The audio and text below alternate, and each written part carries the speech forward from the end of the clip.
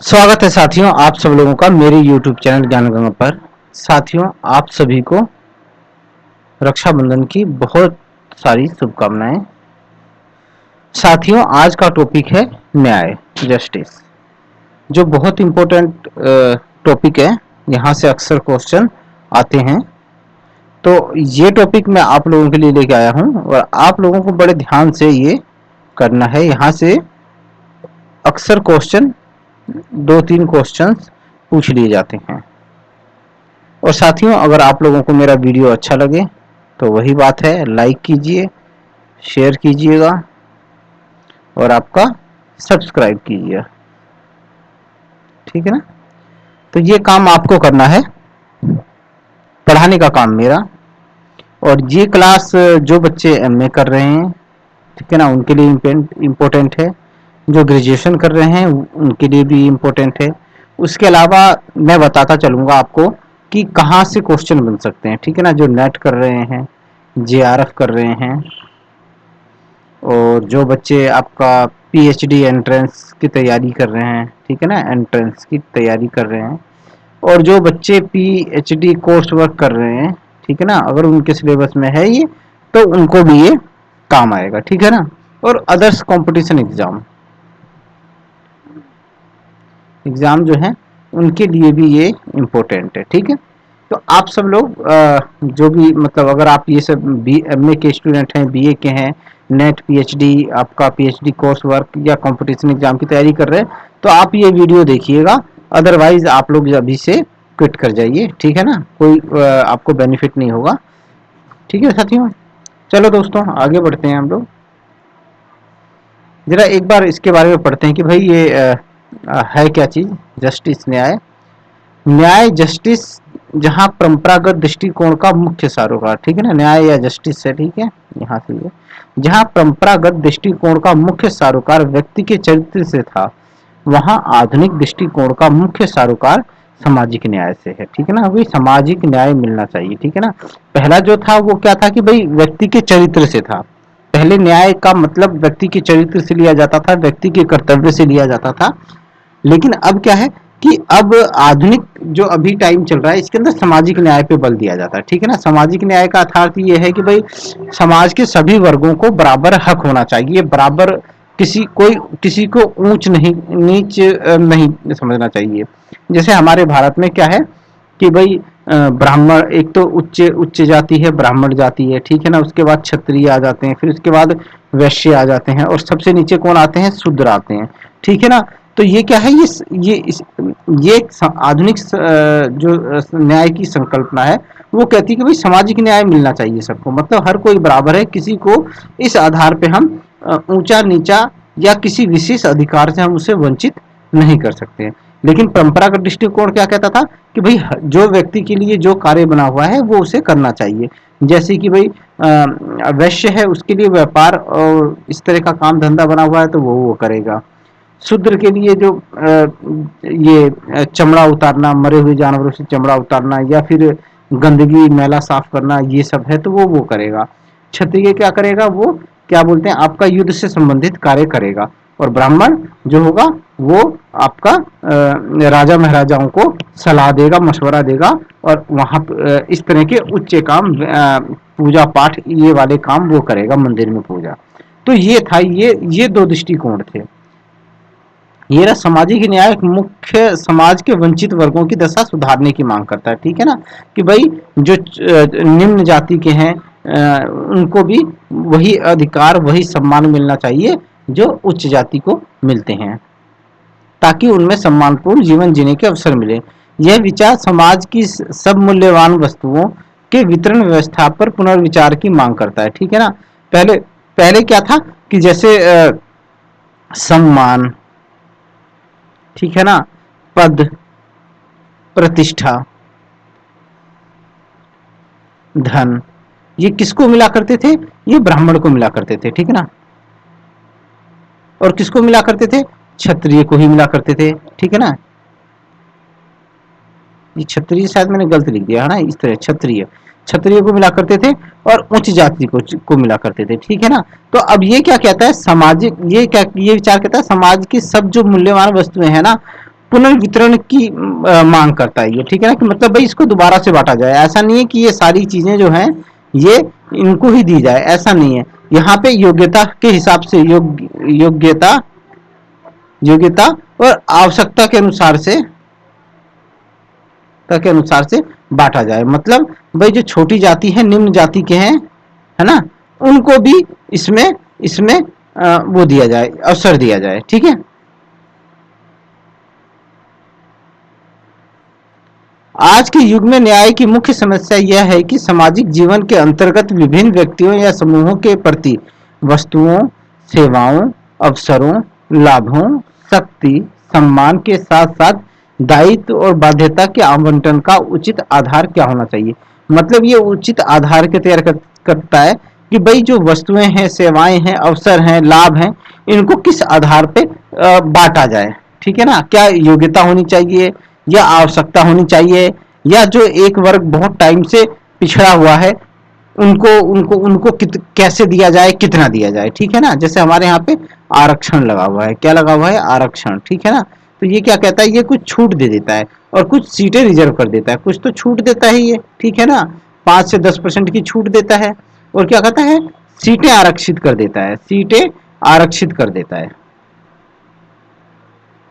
तो क्या है, ये हमारे हिंदुस्तान में वस्तुओं, सेवाओं, लाभों इत्यादि के बंटवारे का आधार क्या हो गया, एक तो आरक्षण भी हमारे यहाँ पे इसका एक आधार है कि भाई जो निम्न जाति के दबले कुचले लोग हैं उनको कुछ इस तरह की व्यवस्थाएं की जाए। तो ये न्याय की आधुनिक अवधारणा है। परंपरागत अवधारणा क्या थी, वो क्या कहती थी कि व्यक्ति के चरित्र से ही सब कुछ निर्माण वो होता है, ठीक है ना, सब कुछ निर्धारित होता था। अब न्याय को अगर आपको समझना है ना, तो आपको थोड़ा सा ये, एक तो प्राचीन काल में न्याय कैसा था, ठीक है ना, और प्राचीन काल में जैसे ही जाओगे तो आप अरस्तु और प्लेटो के विचार आपको समझने पड़ेंगे। फिर मध्य काल में न्याय क्या है, तो मध्य काल में दो दो चीजों पे जोर दिया जाता है। एक तो आपका दिया जाता है चर्च। भाई चर्च मध्यकाल में बहुत ज्यादा हस्तक्षेप करता था। हमारे भारत के अंदर भी मध्यकाल में मुगल सल्तनत का वो था, शासन था। और मुगल सल्तनत किससे संचालित होती थी, वो होती थी आपकी जो आपका इस्लाम धर्म है उसके अनुसार होती थी। शरीयत उनका एक वो होता था, कानून होता था, उसके हिसाब से, शरीयत के हिसाब से वो चला करता था, ठीक है ना, हिंदुस्तान में। और चर्च के हिसाब से चलता था आपका कहाँ पे, यूरोप में, ठीक है ना। तो इनमें ये सारे विचारक हैं, पॉप गेल्सियस, सेंट अगस्टाइन और एक्विनॉस और ग्रेगरी सप्तम। और दूसरा जो था वो था राज्य था, कि भाई राज्य भी जो था वो न्याय का स्रोत था, ठीक है ना। तो राज्य के समर्थक कौन कौन थे, मैकियावेली थे, दांते एलिघिरा और एमडी पाडुआ, ये जो थे ये राज्य का समर्थन करते थे। और आधुनिक काल में जब जब हम न्याय का वर्णन करते हैं तो एक तो जॉन रॉल्स का, ये समतावादी विचारक हैं, ठीक है ना, इनके विचार को हम देखते हैं। रॉबर्ट नॉजिक थे, ठीक है, इनके विचार को हम देखते हैं। हेक हैं, इनके विचार को हम देखेंगे, ठीक है। और माइकल वॉल्जर, ये समुदायवादी हैं, समुदायवादी विचारक हैं।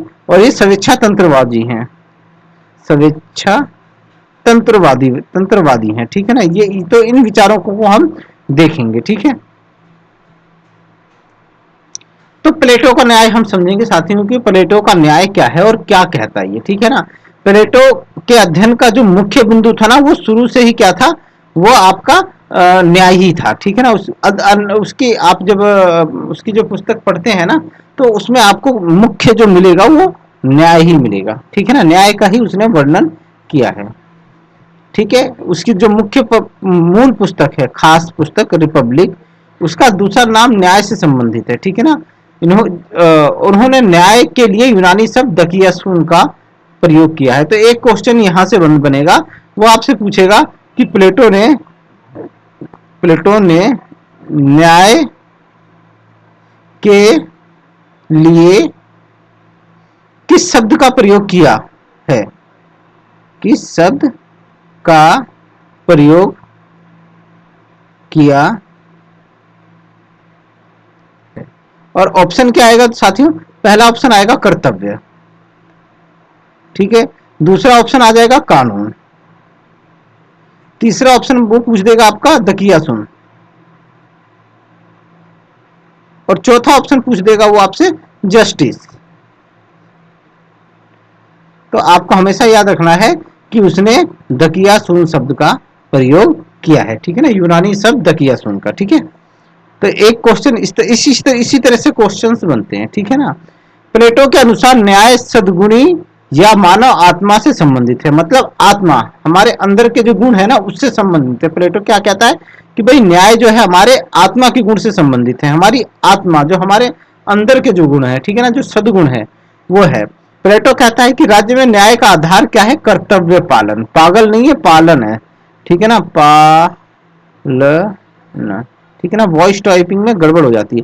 तो क्या है, कर्तव्य पालन। तो एक क्वेश्चन यहाँ पे ये बन जाता है कि प्लेटो के राज्य में न्याय का आधार क्या है, तो न्याय का आधार क्या है, कर्तव्य पालन है।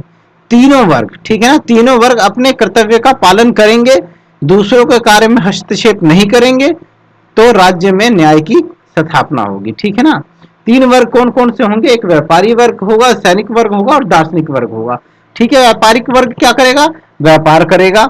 सैनिक वर्ग क्या करेगा, वो सुरक्षा रक्षा करेगा। और दार्शनिक वर्ग शासन करेगा। ये तीनों जो वर्ग होंगे ये अपना अपना काम करेंगे, एक दूसरे के कार्य में हस्तक्षेप नहीं करेंगे, तो वहां पे क्या होगी, न्याय की स्थापना हो जाएगी, ऐसा प्लेटो महोदय कहते हैं, ठीक है ना। दार्शनिक वर्ग में ज्ञान की प्रचुरता होगी, मतलब उसको बहुत ज्यादा नॉलेज होगी। सैनिक वर्ग में मनोवेग की प्रचुरता होगी, ठीक है ना। मनोवेग होता है ना, मनोवेग होता है आपका युद्ध वगैरह के लिए चाहिए होता है, ठीक है ना। अगर आपके अंदर मनोवेग नहीं है तो आप युद्ध नहीं कर पाओगे। और व्यापारी वर्ग में तृष्णा की, ठीक है ना, मतलब उत्पादन की वो होगी, लालसा होगी बहुत ज्यादा, ठीक है। तो ये होगा, इस प्रकार प्लेटो ने तीनों वर्गों के लिए तीन कार्य निर्धारित कर दी हैं। तो ये याद रखना कि भाई ये इस तरह से ऑप्शन आ सकता है कि एक तरफ लिखा होगा सैनिक, सैनिक, ठीक है ना, ए बी सी, इस तरह लिखा होगा यहाँ पे दार्शनिक, और यहाँ पे लिखा होगा आपका व्यापारी, और यहाँ पे ऑप्शन दे रखा होगा, यहाँ पे दे दिया होगा जैसे आपका विवेक, ठीक है ना, यहाँ पे तृष्णा। कोई मतलब समानार्थी शब्द भी यूज कर सकते हैं क्वेश्चन के अंदर, तो आप याद रखना कि विवेक है तो विवेक ही आएगा, नहीं, यहाँ पे बुद्धि भी आ सकता है, ज्ञान भी आ सकता है, नॉलेज भी आ सकता है, कुछ भी वो डाल सकता है। तो आपको याद पता बस नॉलेज होनी चाहिए, ठीक है ना। विवेक, तृष्णा, और फिर उसके बाद क्या है, मनोवेग, वेग, या साहस भी आ सकता है, साहस। तो वो कहेगा इनका मिलान करो, भाई मिलान करो, मिलान, तो आपको मिलान करना आना चाहिए कि भाई सैनिक का क्या काम है, मनोवेग से संबंधित है, दार्शनिक वर्ग क्या है, विवेक से संबंधित है, व्यापारी तृष्णा से। तो इस तरह से एक क्वेश्चन देखो यहाँ पे बन रहा है, ठीक है ना, यहाँ पे एक क्वेश्चन बन रहा है, इसको आप ही याद रखना, ठीक है ना। क्वेश्चन ऐसे ही बनते हैं और कहीं से क्वेश्चन नहीं आते हैं। प्लेटो का मत है कि इच्छा या तृष्णा की प्रधानता है, वो उद्योग व्यापार का कार्य करेंगे। जिनमें भावना की प्रमुखता है वो सैनिक या योद्धा का व्यवसाय करेंगे, और जो ज्ञान से संपन्न है वो क्या बनेंगे, दार्शनिक वर्ग बन जाएंगे, ठीक है। प्लेटो कहता है कि राज्य में न्याय का आधार क्या है, कर्तव्य पालन है। तो एक क्वेश्चन यहां से बन रहा है कि भाई न्याय का आधार क्या है, कर्तव्य पालन है, अर्थात तीनों वर्ग अपने अपने कर्तव्य का पालन करेंगे, एक दूसरे के कार्य में हस्तक्षेप नहीं करेंगे, तो राज्य में न्याय की स्थापना हो जाएगी। इस प्रकार प्लेटो ने न्याय का आधार कर्तव्य पालन बताया है, ठीक है ना। तो आप यहां से ये प्लेटो का हो गया क्लियर, ठीक है। अरस्तु का, इसके बाद आते हैं दूसरे प्राचीन काल के दूसरे महान विद्वान हैं, उनका उनका हम एक बार देखते हैं अध्ययन। मैं एक बार इनको बदल लूं, है ना। तो अरस्तु का न्याय सिद्धांत करते हैं, तो ये इनके न्याय सिद्धांत दो भागों में बटे हुए हैं, एक तो आपका पूर्ण न्याय और एक है विशेष न्याय, ठीक है ना। पूर्ण न्याय जो है सद्गुण से संबंधित है, ये व्यवहारिक नहीं है, क्योंकि कोई भी पूर्ण सद्गुणी नहीं हो सकता। भाई कोई ऐसा मानव ही नहीं है जिसके अंदर सारे के सारे सद्गुण हो, ठीक है ना, ऐसा संभव नहीं है, बड़ा मुश्किल काम है ये। तो इस वजह से पूर्ण की न्याय की संकल्पना को जो ये एक तरफ रख देते हैं, किनारे किनारे कर देते हैं, किनारे, ठीक है ना, किनारे कर देते हैं। उसके बाद विशेष न्याय को ये दो भागों में बांटते हैं, एक तो वितरणात्मक न्याय और एक होता है प्रतिवर्ती न्याय, ठीक है ना। क्या, एक तरफ वितरणात्मक न्याय, एक प्रतिवर्ती न्याय। ये संसाधनों की वितरण से संबंधित है, मतलब किसी को संसाधन देने से संबंधित है, ठीक है ना। संसाधनों में क्या आएगा, आपका पद प्रतिष्ठा, ठीक है ना, सम्मान, और संसाधन, ठीक है ना, ये सब आएंगे, आर्थिक संसाधन। ये इसमें क्या योग्यता के आधार पर संसाधनों का वितरण किया जाता है, ठीक है ना। और ये किसके विधायिका के कार्य क्षेत्र में आता है कि भाई एक विधायक बांटेगा इसको, ठीक है। प्रतिवर्ती न्याय का संबंध जो है किससे है, इसका संबंध अपराध के क्षेत्र से, कि भाई कोई अपराध करता है तो उसे दंड दिया जाएगा, ठीक है ना। ये समान अपराध के लिए समान दंड की व्यवस्था करता है, कि मतलब जो जितना दंड करेगा, जो जितना अपराध करेगा उसको उतना दंड दिया जाएगा, ठीक है ना। जैसे कहते हैं ना कि भाई एक एक अगर मान लो 100 रुपए की चीज चुराई तो 1 कोड़े लगाए, और अगर 1000 रुपए चुराए तो 10 कोड़े लगाए, ठीक है ना। समान अपराध के लिए समान दंड। ये न्यायपालिका के कार्य क्षेत्र में आता है, ये विधायिका के कार्य क्षेत्र में आता है, ये न्यायपालिका, न्यायपालिका होगी वो डिसाइड करेगी। हिंदुस्तान में भी तो ये होता है दोस्तों, न्यायपालिका ही दंड देती है ना। चलो अब अरस्तु का न्याय हम पढ़ेंगे, ठीक है ना।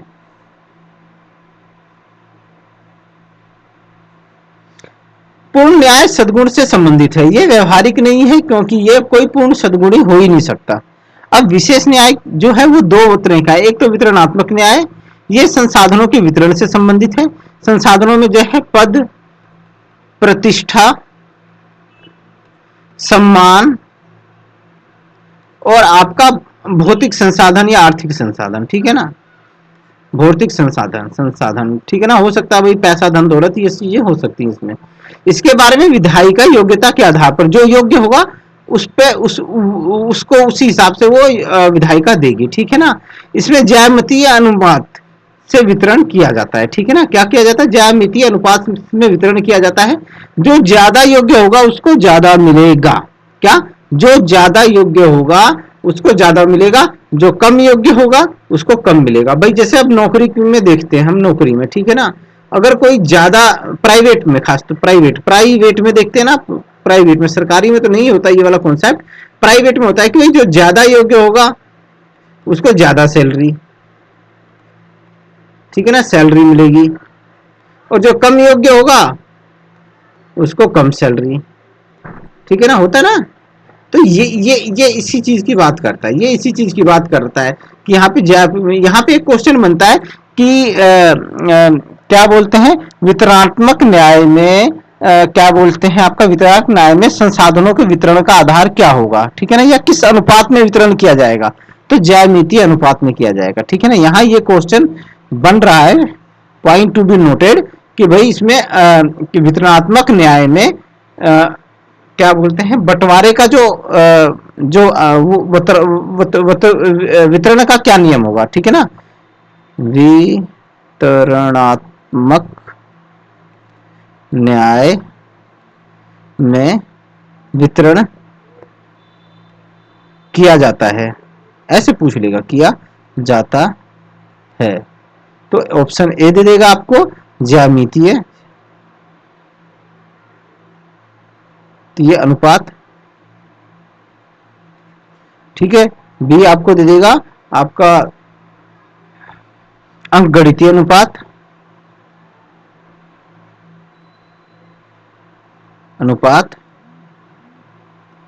सी दे देगा आपका उपरोक्त दोनों, और डी दे देगा कोई नहीं, क्या दे देगा, कोई नहीं, ठीक है ना। तो आप ये बात याद रखना कि भाई इसमें ज्यामितीय अनुपात में बंटवारा होता है, ठीक है ना। क्वेश्चन ऐसे ही बनेंगे और कहीं से नहीं आएंगे, जो ज्यादा योग्य होगा उसको ज्यादा मिलेगा, ठीक है ना, उसको ज्यादा दिया जाएगा। प्रतिवर्ती या सुधारात्मक न्याय क्या है, इसको देख लेते हैं। ये न्याय क्षेत्र अपराध के क्षेत्र से संबंधित है, ठीक है ना, कि भाई जो अपराध करेगा उसको न्यायपालिका दंड देगी, ठीक है ना, और न्यायपालिका ही यहाँ पे कानून बनाती है। इसमें समान अपराध के लिए समान दंड, ठीक है ना, जो जैसे जितना दंड करे अपराध करेगा उतना ही दंड दिया जाएगा, और अंक गणितीय अनुपात में दंड दिया जाएगा, ठीक है ना। अंक गणितीय अनुपात में, जैसे किसी ने अगर मान लो 100 रुपए चुराए, ठीक है ना, कि चोरी हुई है ना, तो 1 कोड़ा है, और अगर 200 चुराए, है ना, 200 की चोरी हुई तो 2 कोड़ा हो गया, ठीक है ना, कोड़ा। तो क्या है, ये अंक गणितीय अनुपात है, ये अंक गणितीय अनुपात है, देख रहे हो ना, ये कैसे भी कर लो, ये 1:2 ही रहेगा, बन गया ना 1:2, ठीक है। और ये भी क्या है, 1:2 है, ठीक है ना। तो अंक गणितीय अनुपात में यहाँ दंड दिया जाता है साथियों। अब मध्य युग में जो न्याय का तो वो है, हम वो एक बार देख लेते हैं कि भाई मध्य युग में न्याय कैसे चल रहा है, क्या कर रहा है। चर्च ही न्याय का स्रोत है ऐसा मानने वाले विचारक हैं, ठीक है ना। मतलब क्या है, चर्च ही न्याय है, चर्च ही न्याय करता है, चर्च को ही नॉलेज है, कानून वगैरह वही बनाता है।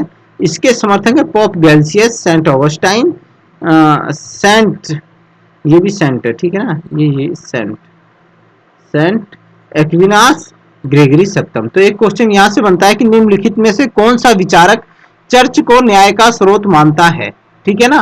क्वेश्चन ऐसे आएगा कि निम्नलिखित में से कौन सा विचारक न्याय को चर्च को न्याय का स्रोत नहीं मानता है या चर्च को न्याय का स्रोत मानता है। एक क्वेश्चन यहां से ये बनेगा, ठीक है।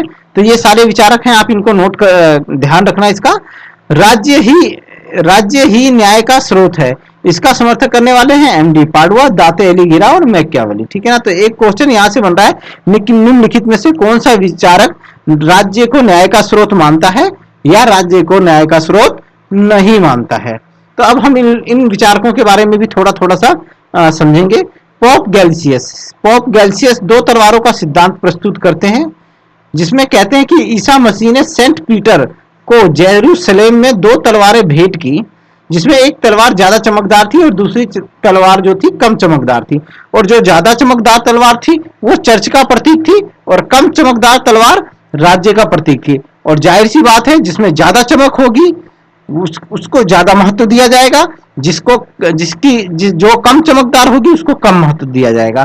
तो चमकदार तलवार जो चर्च का प्रतीक थी, इस कारण से चर्च को ज्यादा महत्व दिया गया और चर्च को क्या माना गया, आपका न्याय का स्रोत माना गया, ठीक है ना। और राज्य को और ये कहा गया कि भाई आप कम चमकदार हो, ठीक है ना, तो आप क्या करोगे, चर्च के अधीन रहकर अपना कार्य करोगे, ठीक है। तो इस तरह से राज्य पे चर्च का आधिपत्य स्थापित करने की कोशिश की गई मध्यकाल में, ठीक है। ये पोप गैल्सियस थे।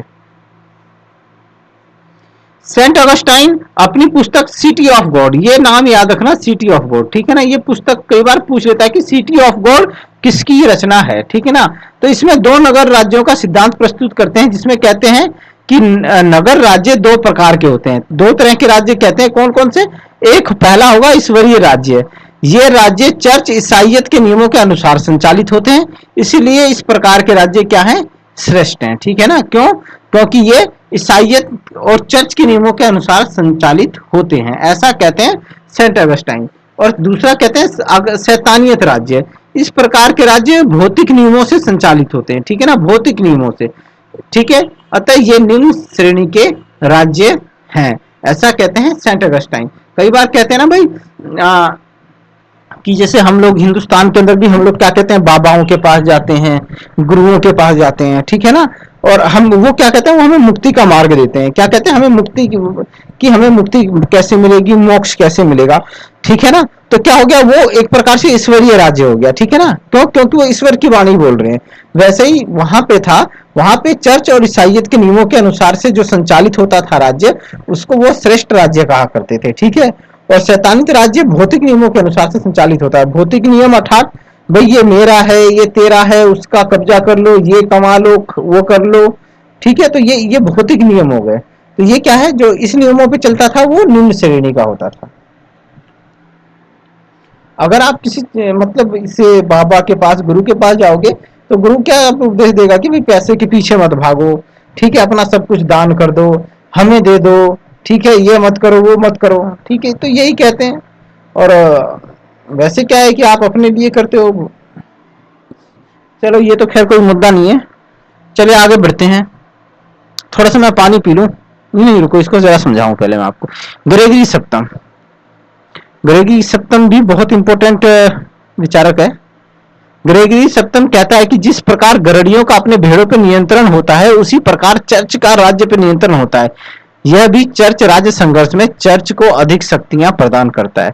अब इसने क्या कहा, इसने एक उदाहरण दिया है कि भाई जो गरड़िया होता है ना, गरड़ियों के पास बहुत सारी भेड़ें होती हैं। कितनी होती हैं भाई, 200, 400, 500, 1000, इससे भी ज्यादा भेड़ें हो सकती है। तो उन भेड़ों पे वो गरड़िया ना नियंत्रण रखता है, ठीक है ना। जिधर गरड़िया लेके जाएगा वो भेड़ें उधर जाएंगी। तो उसी प्रकार से राज्य होता है ना, राज्य पे चर्च का नियंत्रण होता है, ठीक है ना। चर्च जिधर कहेगा राज्य को उधर जाना चाहिए, ऐसा ग्रेगरी सप्तम कहते हैं। और ये जो चर्च और राज्य के संघर्ष में चर्च को अधिक शक्तियां प्रदान करते हैं, ऐसा ग्रेगरी सप्तम बोलते हैं। ठीक है ना। उसके बाद आते हैं आपके एक्विनास, संत थॉमस एक्विनास। एक्विनास ऐसा मध्ययुगीन विचारक है जो चर्च और राज्य में समन्वय करता है, मतलब दोनों को पास लाने की कोशिश करता है, दोनों में मेल मिलाप की कोशिश करता है। कौन करता है? संत एक्विनास। तो एक क्वेश्चन ऐसे यहीं से बन जाएगा आपका, बहुत अच्छा क्वेश्चन बनता है यहां से कि भाई निम्न में से कौन सा विचारक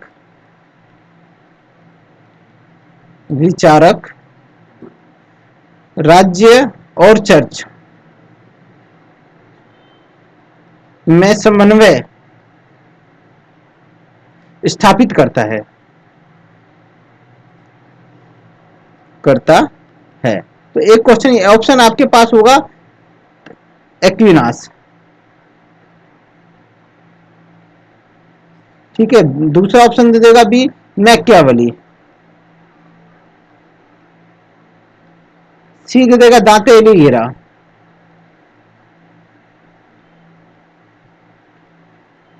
और डी ऑप्शन दे देगा आपका ग्रेगरी सप्तम। ठीक है, सप्तम। तो आपको याद रखना है कि थॉमस एक्विनास जो है वो राज्य और चर्च के मध्य समन्वय की स्थापित करते हैं, समन्वय स्थापित करने की बात करते हैं। ठीक है ना साथियों। तो मैंने आपको ये समझाया, इसलिए इसे समन्वयवादी विचारक भी कहा जा सकता है। ये भी आ सकता है कि भाई निम्नलिखित में से कौन समन्वयवादी विचारक हैं, तो आप ये याद रखना। ठीक है। एक्विनास अपनी पुस्तक ये सुम्मा थियोलॉजिया जो है ना, इस पुस्तक को याद रखना में ज्ञान का त्रिकोण सिद्धांत, एक क्वेश्चन यहीं से बनेगा कि ज्ञान का त्रिकोण सिद्धांत किसने दिया। ठीक है ना, ज्ञान का त्रिकोण सिद्धांत किसने प्रस्तुत किया, एक क्वेश्चन बन रहा है। Point to be noted my lord, क्या point to be noted my lord, ज्ञान का त्रिकोण सिद्धांत किसने प्रस्तुत किया, किसने दिया। तो ये बात आप याद रखेंगे कि आप ये ज्ञान का त्रिकोण सिद्धांत जो है वो थॉमस एक्विनास ने दिया है। ठीक है ना। और ज्ञान के 3 स्तर की बात करता है। सबसे निचले स्तर पे विज्ञान है, ठीक है, जो तर्क व व्यक्ति को महत्व देता है। ठीक है ना। विज्ञान का क्या मतलब है, विज्ञान किस लिए दोस्तों, हम विज्ञान में नई नई बीमारियों का इलाज ढूंढा जाता है। किस लिए ढूंढा जाता है? व्यक्ति के लिए, ताकि व्यक्ति जीवित रहे। ठीक है ना। विज्ञान में नई नई गाड़ियों का आविष्कार होता है। किस लिए होता है दोस्तों? व्यक्ति के लिए होता है, ताकि व्यक्ति को सुविधाएं मिले। विज्ञान में और भी इस तरह के मोबाइल्स बनते हैं, लैपटॉप्स बनते हैं, बहुत सारी चीजें बनती हैं। किस लिए बनती है? सिर्फ व्यक्ति के लिए बनती हैं, और किसी के लिए तो नहीं बनती हैं, है ना। मध्य स्तर पे दर्शन है। क्या है? दर्शन है जो सद्गुण और राज्य से और उच्च राज्य और सद्गुण है जो राज्य और उच्च से संबंधित है। ठीक है ना। क्या है? जो मध्य स्तर पे दर्शन है। अब दर्शन क्या है दोस्तों? दर्शन जो राज्य से संबंधित है, समाज से संबंधित है। इसका अर्थ, इसका क्या है कि सद्गुणी बनाना लोगों को। ठीक है ना। एक राज्य को क्या सद्गुणी बनाना, उसके अंदर गुण आने चाहिए। ठीक है। और सबसे उच्च स्तर पे क्या है? धर्म है, जो श्रद्धा, विश्वास और चर्च को महत्वपूर्ण मानता है। ठीक है ना। तो आप ये तो धर्म के बारे में बताने की जरूरत नहीं है, आप लोग धर्म धर्म धर्म पता नहीं कितने टाइम से धर्म सुन रहे हैं। तो धर्म के बारे में तो आपको पता है कि धर्म के अंदर भाई विश्वास को महत्व दिया जाता है। भाई अब किसको पता है कि भैया राम को किसी ने देखा नहीं, लक्ष्मण को किसी ने देखा नहीं, लेकिन क्या है? ये श्रद्धा है, ये विश्वास है। ठीक है ना। उसी तरह चर्च, ईसा मसीह कितनी पुरानी घटना है, किसी को कोई जिंदा नहीं है, कोई वैसा ठोस सबूत भी नहीं है, लेकिन क्या है? श्रद्धा है और विश्वास है। ठीक है ना। तो क्या है? धर्म श्रद्धा और विश्वास पे आधारित है। ठीक है ना। आगे लिखते हैं, एक्विनास लिखते हैं कि विज्ञान को पूर्णता दर्शन में मिलती है। ठीक है। क्योंकि व्यक्ति की मान्यता राज्य देता है। ठीक है ना। क्या देता है? व्यक्ति को मान्यता कौन देगा? भाई राज्य देगा। ठीक है ना। और दर्शन को पूर्णता धर्म में मिलेगी, क्योंकि राज्य सद्गुण चर्च से ही प्राप्त करता है। ठीक है ना। आप जो सद्गुण कहां से प्राप्त करोगे? यहां से प्राप्त करोगे, श्रद्धा, विश्वास, ठीक है ना, मंदिर मस्जिद, यहां से सद्गुण मिलता है आपको, ठीक है। इसी संदर्भ में एक्विनास का कथन है, कृपया सद्गुण को नष्ट नहीं करती अपितु इसे पूर्णता प्रदान करती है। तो एक क्वेश्चन यहाँ पे बन रहा है कि भाई क्या बोलते हैं, ये वाक्य किसने कहा कि कृपा सद्गुण को नष्ट नहीं करती अपितु इसे पूर्णता प्रदान करती है। तो ये किसने कहा, ये थॉमस एक्विनास ने कहा। इस प्रकार एक्विनास राज्य और चर्च में समन्वय करते हुए चर्च की सर्वोच्चता स्थापित कर देते हैं। मतलब दोनों में मेल मिलाप करते हुए क्या करते हैं कि चर्च को सर्वोच्च बता देते हैं, ठीक है ना। जरा मैं थोड़ा सा पानी पी लूं।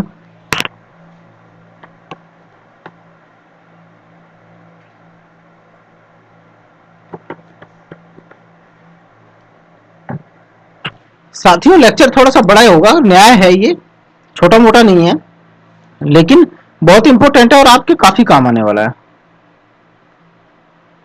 अरे भाई कहाँ चले गए महोदय, अच्छा ये रहे।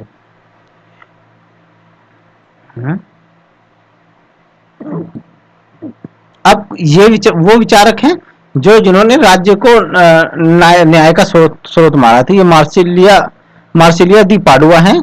पाडुआ एक मध्ययुगीन विचारक हैं।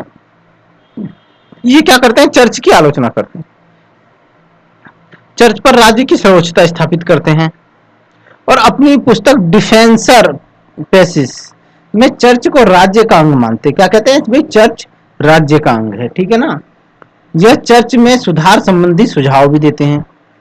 इनका कहना है कि चर्च पर पोप पादरियों का नियंत्रण नहीं होना चाहिए, अर्थात यह परिषदीय आंदोलन का समर्थन करते हैं। ये सीधा बोलते हैं कि भाई चर्च पे पोप पादरियों का नियंत्रण नहीं होना चाहिए, राजा का नियंत्रण होना चाहिए।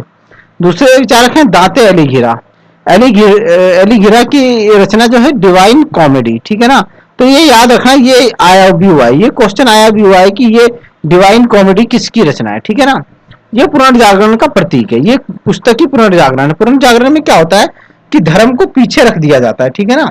धर्म को पीछे कर दिया जाता है, आदमी जो होता है ना वो सेंटर में आ जाता है, आदमी का विकास, आदमी को विवेकी समझा जाता है। धर्म को क्या, धर्म को उसका उसका पर्सनल विषय बना दिया जाता है। पहले धर्म क्या था कि सार्वजनिक विषय था, ठीक है ना। अब क्या है कि धर्म उसका अपना पर्सनल विषय है, ठीक है ना। उसका जी करेगा वो हिंदू बने, मुस्लिम बने, माने ना माने, ये उसकी परेशानी है, ठीक है। तो यही था पुनर्जागरण। एलिघिरा की पुस्तक में डी मोनार्किया, क्या है डी मोनार्किया, एक ये भी पुस्तक है, ये भी याद रखना। डी मोनार्किया राजनीतिक शास्त्र की दृष्टि से महत्वपूर्ण है, जिसमें एलिघिरा ने सम्राट की अवधारणा देते हुए कहते हैं कि राज्य को ईश्वर से शक्तियां प्राप्त होती हैं। कहां से प्राप्त होती हैं राजा को शक्तियां, ईश्वर से प्राप्त होती हैं, ठीक है। इसलिए राजा सर्वशक्तिमान है। चर्च को भी राज्य के अधीन, राजा व राज्य के अधीन कार्य करना चाहिए। एलिघिरा का प्रसिद्ध कथन है, राज्य सूर्य का प्रतीक है और चर्च चंद्रमा का। तो एक यहाँ ये क्वेश्चन बन रहा है कि भाई राज्य को सूर्य का प्रतीक और चंद्रमा को, चर्च को चंद्रमा का प्रतीक किसने बताया, तो वो बताओ, वो विचारक हैं दाते एलिघिरा। जिस प्रकार चंद्रमा सूर्य से रोशनी पर निर्भर है, उसी प्रकार चर्च राज्य पे निर्भर है ना। तो ये तो ज्योग्राफी और साइंस का सब्जेक्ट है कि भाई चंद्रमा की अपनी कोई रोशनी नहीं है, ठीक है ना। चंद्रमा की अपनी रोशनी नहीं होती है, वो सूर्य की रोशनी पे निर्भर है, सूर्य की रोशनी से ही वो चमकता है, ठीक है ना। तो उसी प्रकार क्या है, चर्च का जो वो है आपका महत्व है, वो इसी वजह से राज्य की वजह से, राज्य के ऊपर ही चर्च निर्भर है, ठीक है ना। अगर राज्य नहीं हो तो चर्च का कोई महत्व नहीं रह जाएगा, कोई वैल्यू नहीं रह जाएगी।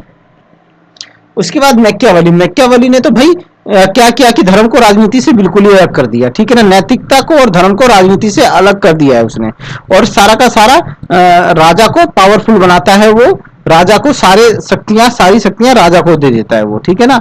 वो तो धर्म को बिल्कुल ही किनारे कर देता है, धर्म का बिल्कुल महत्व नहीं देता है वो, ठीक है ना। धर्म को बिल्कुल महत्व नहीं देता है, सारी पावर्स किसको दे देता है, राज्य को दे देता है, वो राजा को दे देता है। तो ये थे मध्ययुगीन विचारक जिनके बारे में हमने वर्णन किया। अब हम करेंगे, किनका वर्णन करेंगे, अब हम मेरे प्यारे साथियों, अब हम जो वर्णन करेंगे वो आधुनिक समाज में जो हमारे विचारक हैं, ठीक है ना। आधुनिक युग में न्याय क्या है ये हम देखेंगे। अब हेग जो है ये स्वेच्छातंत्रवादी विचारक हैं। तो एक ये पॉइंट टू बी नोटेड कि हेग स्वेच्छातंत्रवादी विचारक हैं।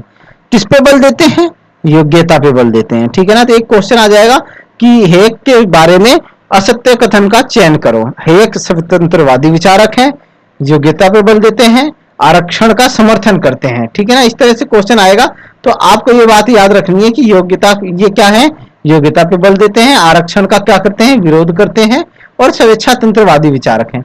और इनकी पुस्तक है कॉन्स्टिट्यूशन ऑफ लिबर्टी 1960 में क्या लिखते हैं, स्वतंत्रता का तात्पर्य प्रतिबंधों का अभाव है। मतलब प्रतिबंध जो हमें बांधते हैं, जो वो कानून वो नियम जो व्यक्ति को बांधते हैं उनका अभाव, वो है ही नहीं है प्रतिबंध। मतलब इन प्रतिबंधों का ना होना, ठीक है ना, प्रतिबंधों का ना होना, ठीक है ना, ना होना, प्रतिबंधों का अभाव का मतलब है प्रतिबंधों का ना होना, ठीक है ना।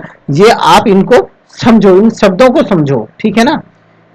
अर्थात नकारात्मक स्वतंत्रता का समर्थन करते हैं। नकारात्मक स्वतंत्रता जो क्या करती है कि राज्य को हस्तक्षेप नहीं करना चाहिए, व्यक्ति विवेकी है, समझदार है, वो अपना विकास खुद कर सकता है, अपना अच्छा भला खुद समझ सकता है, उसी को कहते हैं नकारात्मक स्वतंत्रता। तो ये क्या कहते हैं कि भाई स्वतंत्रता का तात्पर्य है प्रतिबंधों का अभाव, मतलब कोई बंधन नहीं होना चाहिए व्यक्ति के ऊपर, ठीक है। अर्थात नकारात्मक स्वतंत्रता कि भाई राज्य कोई हस्तक्षेप नहीं करेगा, ठीक है ना। ठीक है, जैसे हमारे हिंदुस्तान में क्या होता है कि जैसे हम कोई ऐसा काम करते हैं कि जिसमें राज्य हमें हस्तक्षेप करता है, जैसे जैसे कि हमें रेड लाइट पे को जंप नहीं करना चाहिए, तो उसमें क्या है कि हमें हस्तक्षेप कर दिया जाता है, हमारा चालान काट दिया जाता है, या हम बिना हेलमेट के गाड़ी नहीं चला सकते, ठीक है ना।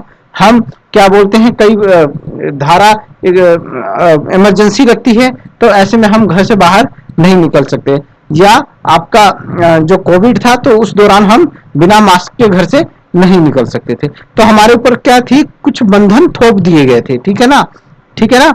यहाँ क्या है, स्वतंत्रता का तात्पर्य क्या है कि उन बंधनों का अभाव, मतलब हमें कोई बंधन नहीं है, हम हेलमेट पहने ना पहने, हम रेड लाइट पे गाड़ी जंप कर लें या ना करें, या क्या बोलते हैं हम मास्क लगाएं या ना लगाएं, ठीक है ना। तो इन सब चीजों का अभाव रहेगा, और क्यों कि भैया हम अपना अच्छा भला खुद समझ सकते हैं, ठीक है ना। हमें पता है कि हम बिना हेलमेट के जाएंगे तो सर फूटेगा, मर जाएंगे, ठीक है ना। मास्क नहीं लगाएंगे कोविड हो जाएगा। तो नकारात्मक स्वतंत्रता कहती है कि आदमी अपने आप में समझदार है, विवेकी है, अपना अच्छा बुरा समझ सकता है, इसीलिए राज्य को हस्तक्षेप नहीं करना चाहिए, उसको स्वतंत्र छोड़ देना चाहिए, ये नकारात्मक स्वतंत्रता कहती है, ठीक है ना। अब ये कहते हैं कि इनके अनुसार राज्य केवल व्यक्ति को नकारात्मक स्वतंत्रता दे सकता है, ठीक है, इसलिए राज्य के लिए केवल यही मूल मंत्र है, चुप रहो, मतलब हस्तक्षेप ना करो, हस्तक्षेप ना करो व्यक्ति की लाइफ में, ठीक है ना, व्यक्ति की लाइफ में हस्तक्षेप ना करो, वो जो करता है उसे करने दो, ठीक है ना। यही परंपरागत उदारवादियों और व्यक्तिवादियों की भांति राज्य को आवश्यक बुराई मानते हैं। मतलब आवश्यक तो है ये, लेकिन क्या है, बुराई है। आवश्यक क्यों है भाई, बाहरी आक्रमण से सुरक्षा करनी है, आक्रमण से सुरक्षा करनी है, ठीक है। नियम कानून की व्याख्या करनी है ना, नियम कानून की व्याख्या करनी है, ठीक है। और ये देखना है कि कोई किसी के साथ धोखाधड़ी ना करे, कोई किसी के साथ धोखाधड़ी ना करे, धोखाधड़ी ना करे, ठीक है ना, धोखाधड़ी ना करे, ठीक है ना, कर ना करे। तो आवश्यक इसीलिए है, इन सब चीजों के लिए आवश्यक है। और बुराई क्यों है, बुराई क्यों है, क्योंकि ये क्या करता है, राज्य व्यक्तियों पे प्रतिबंध लगाता है। क्या करता है, राज्य व्यक्तियों पर क्या लगाता है, प्रतिबंध लगाता है, प्रतिबंध कैसे लगाता है, कानून बना देता है कि भाई रात के 12 क्या बोलते, कानून बना देगा कि भाई जो भी 30 लाख से ऊपर कमाएगा वो टैक्स देगा, 20% टैक्स देगा, जो 1 करोड़ से ऊपर कमाएगा वो 40% टैक्स देगा, इस तरह के कानून बनाता है ना। तो ये क्या है, ये आदमियों की स्वतंत्रता का हनन करते हैं, ठीक है ना। जैसे कि भाई आदमी क्या है कि पहले जम्मू कश्मीर में हम नहीं जा सकते थे, ठीक है ना, हर जगह नहीं जा सकते थे, ठीक है। तो क्या है, ये प्रतिबंध होते हैं, ठीक है ना। तो उत्तराखंड में जैसे अभी भी शायद ये कानून है कि वहां पे उत्तराखंड के अलावा बाहरी आदमी प्रॉपर्टी नहीं खरीद सकता है, ठीक है ना। तो ये क्या है, ये प्रतिबंध लगाते हैं, ठीक है। तो ये सारी चीजें हैं, ठीक है ना। हेक अपनी पुस्तक रोड टू सर्फडम, ये भी पॉइंट टू बी नोटेड, ठीक है ना। एक पुस्तक ये है constitution of liberty constitution of liberty, दूसरा रोड टू सर्फडम। नियोजन की आलोचना करते हैं और कहते हैं नियोजन व्यक्ति को राज्य का दास बना देता है। अगर नियोजन क्या है, व्यक्ति को राज्य का दास बना देता है, अर्थात व्यक्ति की को दासता की ओर ले जाता है।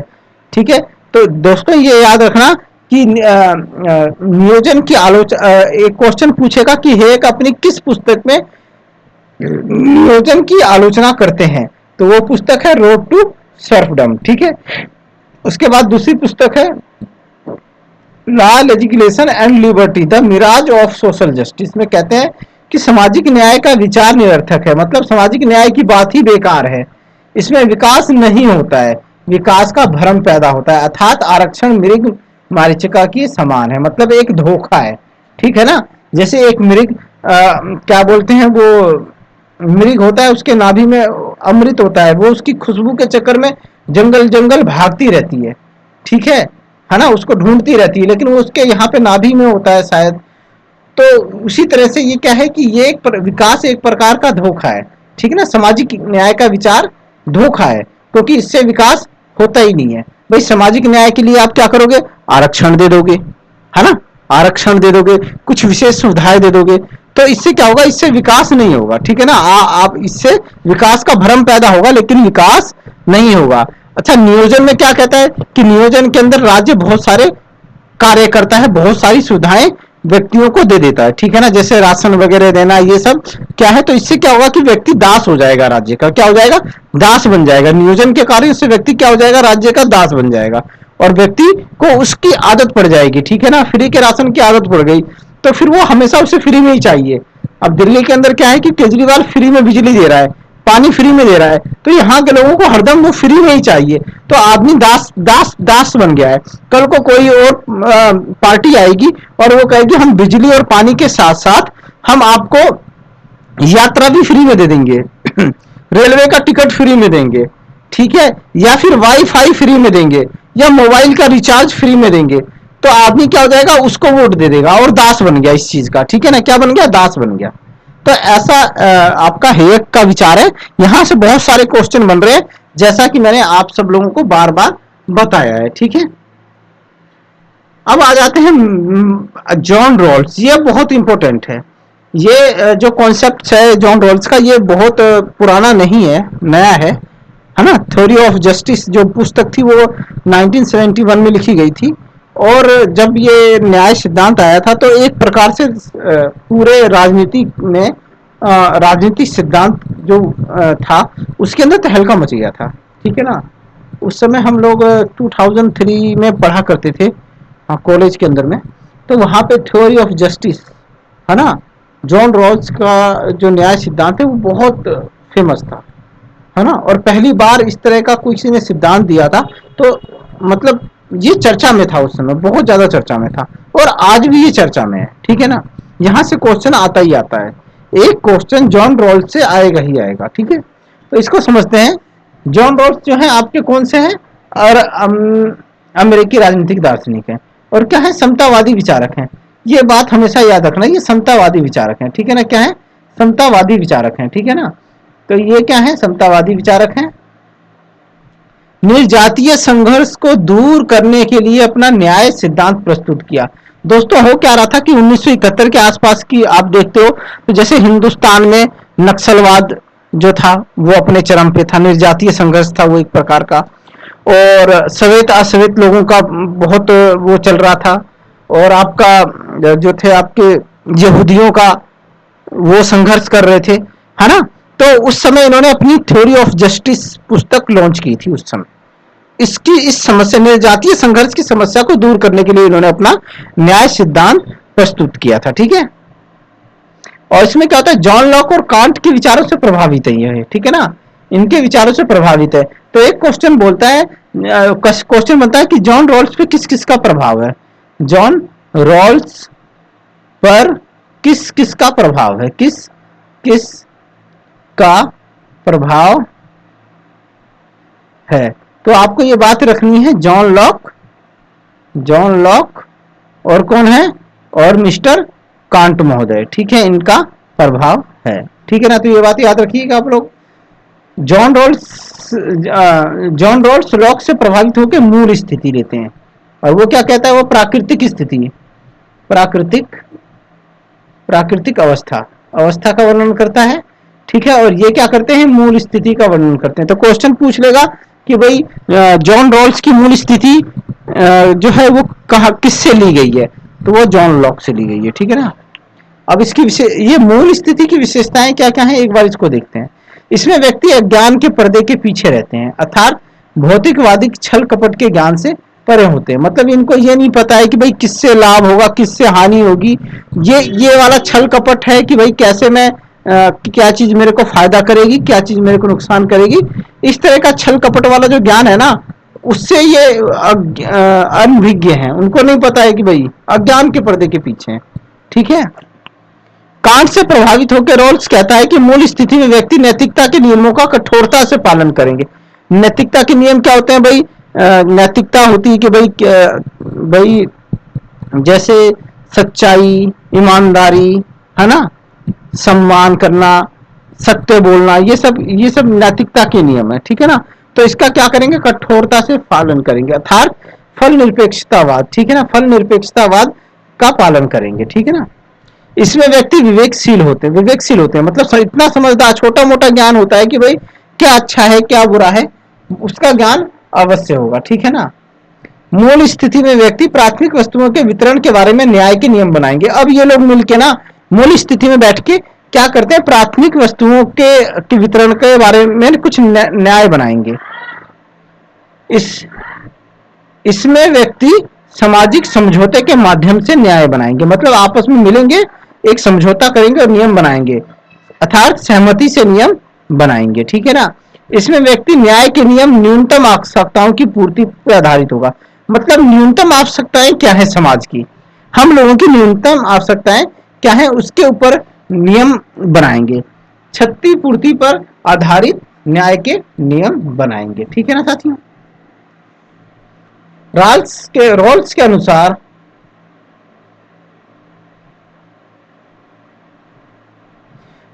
अनुसार मूल स्थिति में दो निम्न न्याय के नियम बनाए जाएंगे, दो न्याय के नियम बनाए जाएंगे। कौन कौन से हैं, समान स्वतंत्रता का नियम, सामाजिक आर्थिक नियम बनाएंगे, तर्क संगत भेदभाव, उल्टा भेदभाव या आरक्षण, और अवसर की समानता।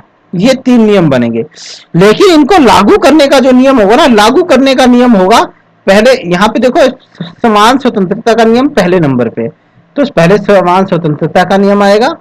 यहाँ पे अवसर की समानता तीसरे नंबर पे, लेकिन ये अवसर की समानता दूसरे नंबर पे आ जाएगी। फिर तर्क संगत भेदभाव आएगा, ठीक है ना। समान स्वतंत्रता का नियम मतलब सबको समान स्वतंत्रता दी जाएगी, ठीक है ना। किसी चीज का आवंटन है, किसी चीज का बंटवारा है, तो सबको समान स्वतंत्रता दी गई है, ठीक है ना। कोई ऐसा नहीं किसी को कम ज्यादा या नहीं आंका जाएगा, सबको बराबर मौका मिलेगा।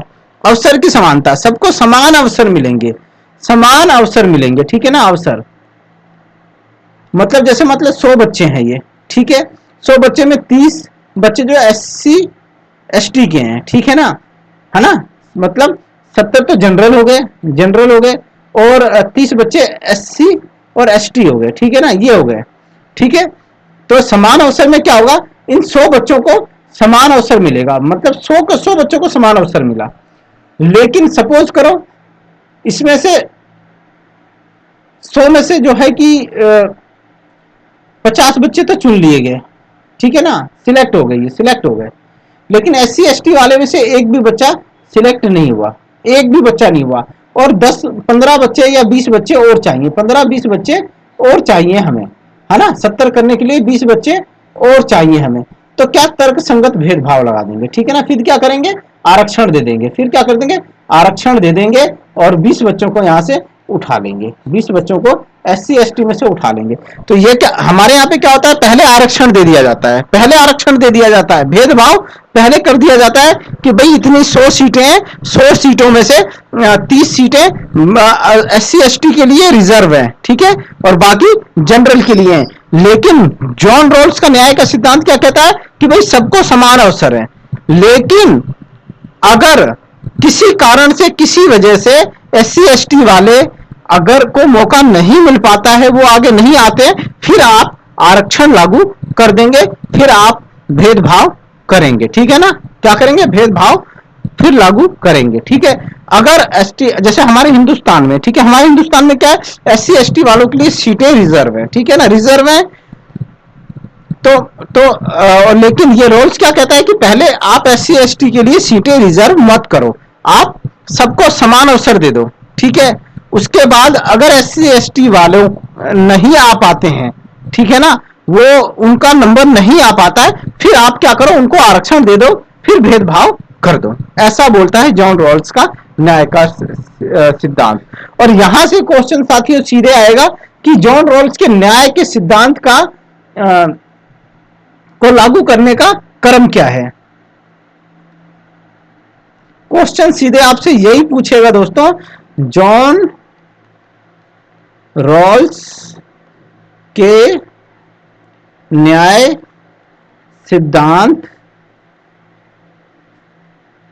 को लागू करने का क्रम क्या है। तो क्वेश्चन आपसे सीधे यही बोलेगा कि जॉन रॉल्स के न्याय सिद्धांत को लागू करने का क्रम क्या है, और इस तरह से आपको दे देगा ऑप्शन ए क्या है भाई, समान स्वतंत्रता, ठीक है, 2 दे देगा आरक्षण, तीसरा दे देगा भेदभाव, ठीक है। और आपसे पूछेगा कि भाई बताओ, है ना। तो आपको याद रखना है कि पहले सॉरी, ये यहाँ पे भेदभाव नहीं आएगा, मेरे से थोड़ी सी मिस्टेक हो गई, यहाँ पे समानता, ठीक है ना, क्या है यहाँ पे समानता आ जाएगी, समानता, समानता। आपसे पूछेगा कि भाई इसका क्रम क्या है, एक पहले पूछ लेगा 3 3 2 1, ऐसे पूछ लेगा, ए ऑप्शन दे देगा, बी ऑप्शन दे देगा 3 1 2, ठीक है। फिर सी ऑप्शन दे देगा आपको 1, फिर उसके बाद 3, फिर 2, ऐसे कुछ भी ऑप्शन दे देगा। तो आपको याद रखना है कि एक पहला समान स्वतंत्रता, ठीक है ना, समान स्वतंत्रता का नियम लागू होगा। 3 मतलब अवसर की समानता, कि भाई सबको समान अवसर मिलने चाहिए। और फिर 2 अर्थात आरक्षण, अगर मान लो कोई रह गया है, किसी को मौका नहीं मिला है, तो उसको आरक्षण देके उसको उसमें शामिल कर लो। तो ये नियम है, इस तरह से लागू होगा, ठीक है ना। ये क्रम याद रखना, यहीं से क्वेश्चन, ऐसे ही क्वेश्चन बनते हैं और कहीं से क्वेश्चन नहीं आते हैं, ठीक है ना। तो मैंने आपको ये समझाने की कोशिश की है। अब जॉन रॉल्स के न्याय की सिद्धांत की विशेषताएं क्या क्या है। ये प्रगति बनाम न्याय में संघर्ष, भाई एक तरफ प्रगति है, एक तरफ न्याय है, इनमें जब संघर्ष में न्याय पर बल देता है, ठीक है ना, न्याय की बात करता है ये। मतलब न्याय को ज्यादा महत्व देता है। ऐसा नहीं प्रगति के चक्कर में आप न्याय को पीछे छोड़ दो, नहीं, ठीक है, ऐसा नहीं है। जैसा उस प्रगति की बात कौन कर रहा था, अभी जो हमने पीछे पढ़ा, हेक प्रगति की बात कर रहा था, ठीक है ना, ठीक है। वो क्या कहता, राज्य को हस्तक्षेप नहीं करना चाहिए, लेकिन ये कहता है नहीं, प्रगति और न्याय में न्याय को महत्व देता है, ठीक है ना, और दोनों के बीच में समन्वय स्थापित करता है। इसी संदर्भ में राल का कथन है कि कोई समाज जंजीर के समान होता है, मतलब वो समाज को क्या कहता है, जंजीर कहता है। इसमें कई सारे लोग होते हैं और वो जंजीर की छोटी छोटी कड़ियों के समान होते हैं, ठीक है ना। और कोई भी जंजीर अपनी सबसे कमजोर कड़ी से ज्यादा मजबूत नहीं होता। अब आपने कोई एक जंजीर बनाई, तो वो जो सबसे कमजोर कड़ी होगी ना, उससे ज्यादा मजबूत हो ही नहीं सकता। आप चाहे जैसे मर्जी खींच लो, कड़ी वहीं से उसी कमजोर कड़ी से ही टूट जाएगी जंजीर आपकी, है ना। तो उसी तरह से हमारा समाज होता है। हमारा समाज तब तक मजबूत नहीं हो सकता जब तक इसमें प्रत्येक आदमी, सबसे नीचे वाला जो तकबा है, वो भी मजबूत ना हो, तब तक हमारा समाज मजबूत नहीं हो सकता। तो ये क्वेश्चन कई बार पूछा भी गया है कि ये कथन किसका है कि कोई भी समाज जंजीर के समान होता है और कोई भी जंजीर अपने सबसे कमजोर कड़ी से ज्यादा मजबूत नहीं होती है। ये वाक्य किसका है, तो ये जॉन रॉल्स महोदय का है, ठीक है। रॉल्स हस्तांतरण शाखाओं के विकास पर बल देता है। ये हस्तांतरण शाखाएं उचित मूल्य की दुकान के समान होती हैं, जो गरीबों को आवश्यक वस्तुएं सस्ती दर पर उपलब्ध करवाती हैं, है ना। तो ये ऐसी बातें करता है, ऐसी हस्तांतरण शाखाओं की बात के विकास पर बल देता है जो गरीबों को आवश्यक वस्तुएं सस्ती दर पर उपलब्ध करवाएं। रॉल्स संपूर्ण समाज के विकास पर बल देता है। क्यों, कैसे? क्योंकि ये आरक्षण की बात करता है, ठीक है ना, कि भाई ऐसे लोग जो पीछे रह गए, जिनका नंबर नहीं आ पाया, उनको भी बाद में आरक्षण देने की बात करता है। रॉल्स प्रथम बेंथम की आलोचना करता है। बेंथम क्या कहता है? अधिकतम व्यक्तियों का अधिकतम सुख पर बल देता है। अर्थात अगर 51% लोगों के हितों की में वृद्धि हो रही हो, तो, है ना, तो तो वो बात क्या है? सही है, वो उपयोगी है। क्या है? 51% के लिए अगर कोई बात सही है, ठीक है ना, सही है, उनकी प्रगति हो रही है ना, और 49% के लिए गलत है और उनकी प्रगति नहीं हो रही है, नहीं हो रही, तो इसके लिए क्या है? ये सही है, ये सही है। क्यों? अधिकतम लोगों का अधिकतम सुख यहाँ पे शामिल है, ठीक है ना। तो वो इस बात की सही कहते हैं। जबकि रोल्स क्या कहता है कि नहीं, हमें 100% लोगों के विकास पर बल देना है, ठीक है ना। मतलब जो ये 49 रह गए, इनको भी साथ लेके आगे बढ़ना है, ठीक है ना। मतलब जो निर्जातीय समूह, जो पिछड़ा तबका पीछे रह गया है, हम वो उसका भी विकास करना चाहिए, अर्थात प्रत्येक गरीब का उत्थान करना चाहिए, ठीक है ना। शुद्ध प्रक्रियात्मक न्याय, जॉन रॉल्स के अनुसार उसका न्याय सिद्धांत शुद्ध प्रक्रियात्मक है, अर्थात इसमें प्रक्रिया पर भी बल दिया जा रहा है, ठीक है ना। एक प्रक्रिया अपनाई गई है ना, पहले स्वतंत्रता, समान स्वतंत्रता, फिर उसके बाद समान समानता का नियम, फिर उसके बाद आरक्षण दिया गया है, ठीक है। तो ये क्या है? एक शुद्ध प्रक्रियात्मक न्याय है, ठीक है ना। लक्ष्य के साथ साथ यहाँ पे प्रक्रिया को भी महत्व दिया गया है, क्योंकि इसमें निष्पक्षता के साथ साथ मानदंड को अपनाया गया है। एक मानदंड बनाया गया है कि भाई अगर पहले तो हम समानता से क्या करेंगे? समानता अपनाएंगे, अवसर की समानता प्रदान करेंगे। लेकिन अगर किसी वजह से कुछ लोग, कुछ पिछड़ा तबका नहीं आ पाता है, तो हम उसको आरक्षण दे देंगे। तो कुछ मानदंड लगाए गए हैं उसमें, ठीक है ना। अर्थात प्रतियोगिता के साथ साथ आरक्षण को भी अपनाया गया है। पहले तो हमने प्रतियोगिता करवा दी, उसके अंदर कोई तबका पीछे रह गया तो हमने उसे आरक्षण दे दिया। अतः रॉल्स का न्याय सिद्धांत प्रकृति और न्याय में समन्वय स्थापित करता है। तो एक क्वेश्चन सीधे यहीं से बन रहा है कि किसका न्याय का सिद्धांत, किसका न्याय का सिद्धांत प्रगति और न्याय में समन्वय स्थापित करता है। तो वो आपको ऑप्शन होगा हेयक, नॉजिक, रॉल्स, बेंथम, है ना। इस तरह से ऑप्शन होगा। तो आपको देखना रॉल्स का न्याय का सिद्धांत न्याय और प्रगति में समन्वय स्थापित करता है। एक तरफ तो ये प्रतियोगिता को बढ़ावा देता है और दूसरी तरफ जो लोग पीछे रह जाते हैं उनको क्या करता है? उनको आरक्षण प्रदान करता है।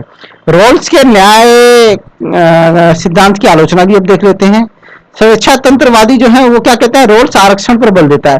अब स्वेच्छा तंत्रवादियों का क्या है? वो आरक्षण को महत्व नहीं देते। वो कहते हैं राज्य को भाई इन सब चीजों में लेना देना नहीं चाहिए, व्यक्ति समझदार है, विवेकी है, अपने आप अपना विकास कर लेगा, ठीक है ना। तो आरक्षण का वो विरोध करते हैं। तो वो कहते हैं कि भाई ये आरक्षण, रोल्स जो है वो आरक्षण को महत्व देता है, प्रगति को भुला देता है, प्रतियोगिता को किनारे कर देता है। इसलिए ये आलोचना करते हैं कि भाई इसका न्याय सिद्धांत ठीक नहीं है। समाजवादियों का कहना है कि रॉल्स पूंजीवाद में न्याय ढूंढता है। मतलब क्या होता है? प्रक्रिया को महत्व दे रहा है, ये प्रक्रिया को महत्व दे रहा है, ठीक है ना, प्रक्रिया को महत्व दे रहा है, ठीक है। और क्या होता है? समान अवसर की बात कर रहा है, सबको समान स्वतंत्रता की बात कर रहा है, स्वतंत्रता, ठीक है ना। तो इस वजह से ये आलोचना करते हैं समाजवादी कि भाई ये पूंजीवाद में न्याय ढूंढ रहा है, ठीक है ना, न्याय ढूंढ रहा है जो कि संभव नहीं है। एक विचारक हैं ये अमर्त्य सेन, ये इंडिया के विचारक हैं, इनकी पुस्तक है आइडिया ऑफ जस्टिस, ये क्वेश्चन आया भी है। ने रॉल्स के न्याय सिद्धांत की निम्नलिखित आलोचना की है। पहला क्या कहता है? रॉल्स की न्याय स्थिति, रॉल्स की मूल स्थिति काल्पनिक है। मतलब ये काल्पनिक स्थिति है, मूल स्थिति, ठीक है ना। जैसे सामाजिक समझौता काल्पनिक है, उस तरह से मूल स्थिति काल्पनिक है। रॉल्स दूसरा क्या कहता है ये कि रोल्स आरक्षण को अंत में देता है। क्या देता है? अंत में देता है, जबकि आरक्षण सबसे पहले लागू कर देना चाहिए। इसी संदर्भ में अमर्त्य सेन कहता है जॉन रोल्स बांसुरी तो बांटता है पर बजाना नहीं सिखाता। ठीक है ना?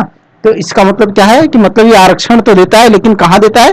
आखिरी में देता है, लास्ट में देता है। तो ये इसकी आलोचना थी।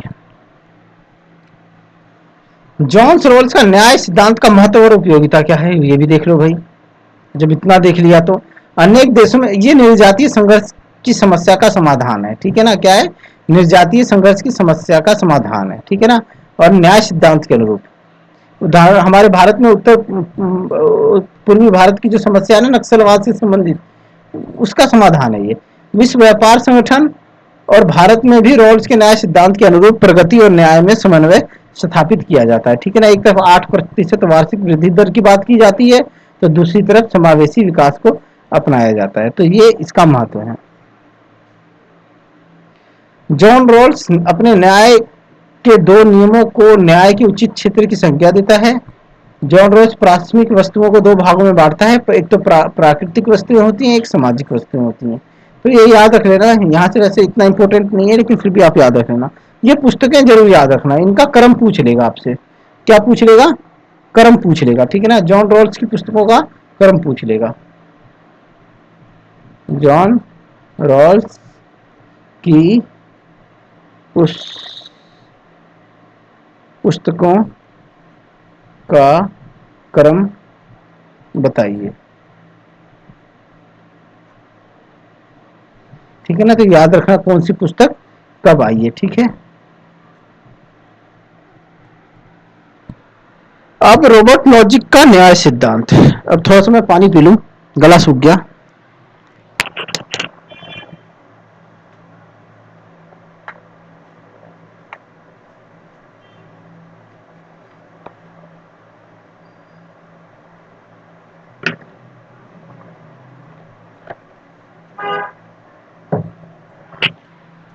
अब क्या है? रॉबर्ट नॉजिक भी स्वेच्छातंत्रवादी हेग की भांति ये भी स्वेच्छातंत्रवादी विचारक हैं, ये याद रखना आप। और इनकी पुस्तक बुक है अनार्की स्टेट एंड यूटोपिया में न्याय का सिद्धांत प्रस्तुत करते हैं।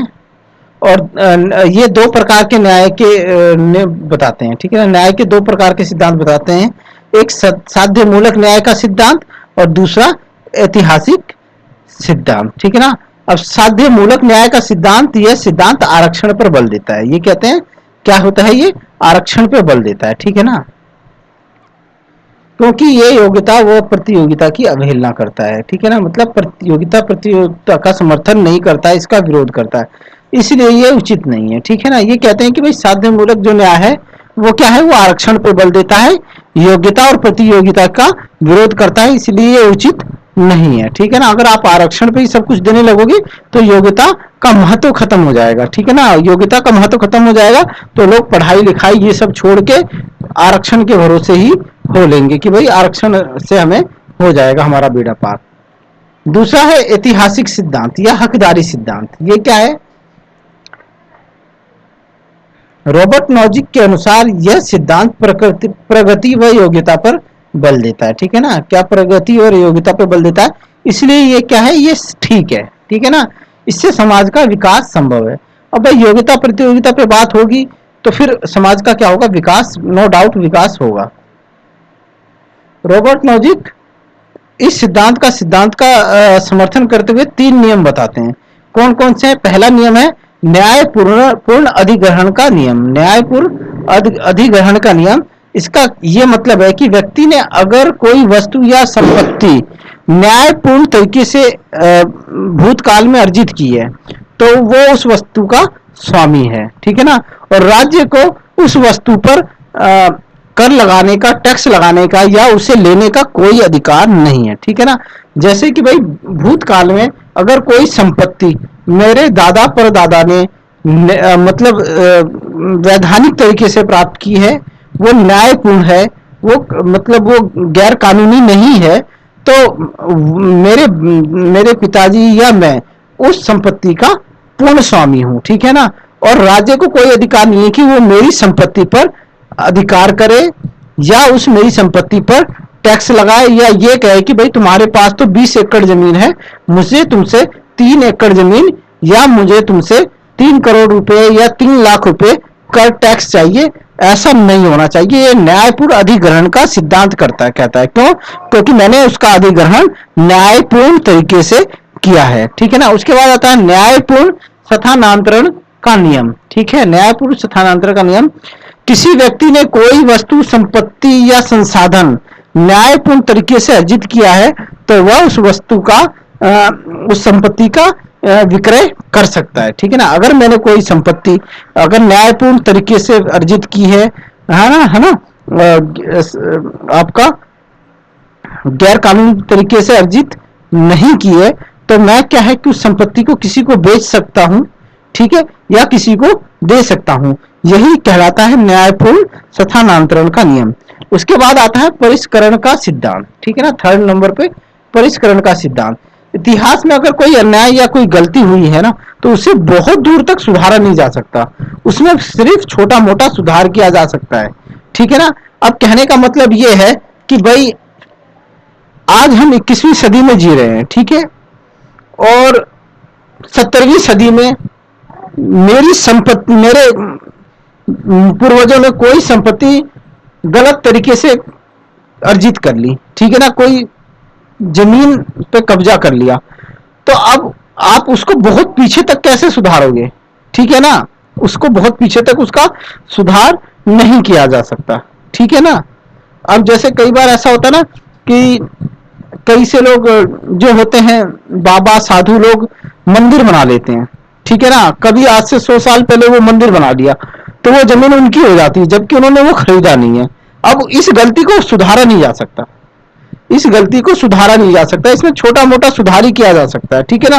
कि जैसे भाई अब उसने अगर मान लो क्या बोलते हैं 10 बिस्से के अंदर में या 20 बिस्से में उसने वो मंदिर बना रखा है, तो उससे कह सकते हो कि भैया तेरा मेन मंदिर तो 2 बिस्से में है, तो 2 बिस्सा ले ले, बाकी तो गवर्नमेंट को दे दे, ये हमारा है।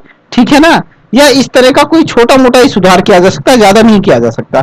अब जैसे कि जो छोटी जाति के लोग हैं, ठीक है ना, ठीक है ना, SC ST लोग हैं, उनको उनके संग क्या है कि उनके संग अन्याय हुआ है, उनके संग भूतकाल में अन्याय हुआ है, लेकिन अब उसको सुधार, अब उसको उसमें ज्यादा दूर तक सुधार नहीं कर सकते आप भूतकाल में जाके कुछ बदल सकते हो क्या? नहीं। और आप उनको सुविधाएं देने के नाम पे जो बाकी जो लोग हैं जो मेहनत कर रहे हैं, पढ़ाई कर रहे हैं, ईमानदारी से अपना कार्य कर रहे हैं, उनके संग भी क्या बोलते हैं, वो नहीं कर सकते, अन्याय नहीं कर सकते कि भाई सारे संसाधन या सारी सुविधाएं उठा के आप SC ST वालों को ही दे दो, ये भी गलत है ना। तो आप क्या छोटा मोटा सुधार कर सकते हो कि भाई 10% या 20% आरक्षण कर दिया, ये छोटा मोटा सुधार हो गया बच्चों। ठीक है ना। क्या हो गया? छोटा मोटा सुधार हो गया। कुछ सीटें आरक्षित कर दी, कुछ उनको ये कर दिया कि भाई आप कम नंबर लेके आओगे तब भी आपका एडमिशन हो जाएगा, या आपकी फीस जो है वो आधी कर दी। तो इस तरह का छोटा मोटा सुधार कर सकते हो। ठीक है ना। इससे ज्यादा पीछे तक सुधार नहीं कर सकते। आप ये सोचो कि भाई सारा संसाधन, सारी सुविधाएं SC ST वालों को दे दो, ये नहीं हो सकता। तो यही कहता है रॉबर्ट नॉजिक, कहता है कि आप छोटा मोटा सुधार कर दो। ठीक है ना। अतः हमें आरक्षण के स्थान पे छात्रवृत्ति की नीति अपनानी चाहिए। ये क्या कहता है भाई, उनको क्या कह दो, आरक्षण के स्थान पे छात्रवृत्ति दे दो, बस काम खत्म। ठीक है ना। इनको ज्यादा रगड़ा, ज्यादा लफड़ा मत पालो, छोटी मोटी छात्रवृत्ति दे दो और काम खत्म करो। ठीक है ना। छोटा मोटा सुधार करो। रॉबर्ट नॉजिक के अनुसार यह न्याय का सिद्धांत पूंजीवादी प्रतियोगिता समाज में ही लागू हो सकता है। अब सुनिए, ये जो 3 नियम बताए थे ना, 3 नियम सिद्धांत, ये कहां लागू होंगे?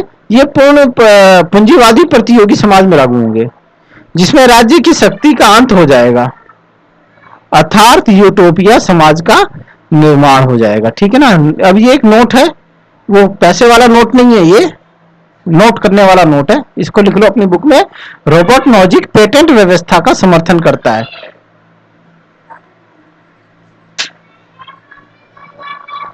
कहने का अर्थ मतलब यह है कि दोस्तों, अगर किसी ने किसी चीज का आविष्कार किया है, ठीक है ना, आविष्कार किया है ना, तो वो उसका फायदा लेगा, उसका क्या लेगा, उसका लाभ लेगा, वो उसका लाभ कमाने का उसको हक है। लेकिन ऐसा नहीं है कि भाई मरुस्थल में एक ही पानी का स्रोत है और उस पर पेटेंट नहीं हो सकता, ठीक है ना। मरुस्थल में एक पानी का स्रोत है और वो कोई आदमी जाके उसके गले कि भाई मैंने इस पानी का जो स्रोत है मैंने इसकी खोज की, अब इसमें से कोई पानी पानी नहीं पिएगा, नहीं, ऐसा नहीं होगा। जैसे कि भाई अभी क्या था कि कोविड के अंदर में जिन लोगों ने कोविड की दवाई बनाई, ठीक है ना, चाहे वो कोविडशील्ड हो चाहे वो आपका कोवैक्सीन हो, तो वो उसमें उसका क्या बोलते हैं कि कायदे से पेटेंट, उसने पेटेंट किया है तो उसका वो फायदा है लेने का, वो हकदार है और उसके लिए वो मोटी कमाई कर सकता है। लेकिन चूंकि यहाँ आदमी के जीने और मरने से संबंधित है तो वो उसका पेटेंट नहीं करवा सकता। कहने का मतलब ये है कि ठीक है ना। तो ये चीज है कि भाई अगर मरुस्थल में पानी का एक ही स्रोत है और तुम उस पर कब्जा कर लोगे तो बाकी लोग तो भूखे प्यासे मर जाएंगे, तो नहीं, इस कंडीशन में पेटेंट व्यवस्था का समर्थन नहीं होगा। बाकी कंडीशन में वो पेटेंट व्यवस्था का समर्थन करता है, ठीक है। अब इसके न्याय सिद्धांत की आलोचना भी होती है कि रॉबर्ट नोजिक का जो है सामाजिक न्याय और आरक्षण की क्या कर देता है, ये पूरी अवहेलना कर देता है, इनका क्रॉस कर देता है, ठीक है ना। वो कहता है छोटी मोटी छात्रवृत्ति दे दो, आरक्षण आरक्षण हटाओ, ये बेकार है। सामाजिक न्याय के अभाव में संपूर्ण समाज में क्या हो जाएगा, विकास असंभव हो जाएगा। क्यों? क्योंकि भाई जो लोग जिनके पास पैसा होगा, धन होगा, दौलत होगा, उनके पास योग्यता होगी, वो तो आगे पहुंच जाएंगे और समाज में जो जिन लोगों के पास थोड़ा बहुत कम योग्यता है वो पीछे छूट जाएंगे। अब इनका महत्व क्या है, जैसे जैसे वैश्वीकरण का प्रभाव बढ़ रहा है वैसे रॉबर्ट नोजिक के न्याय सिद्धांत का भी महत्व बढ़ रहा है, क्योंकि वैश्वीकरण में तो योग्यता पे ही बल दिया जाता है, प्रतियोगिता पे बल दिया जाता है।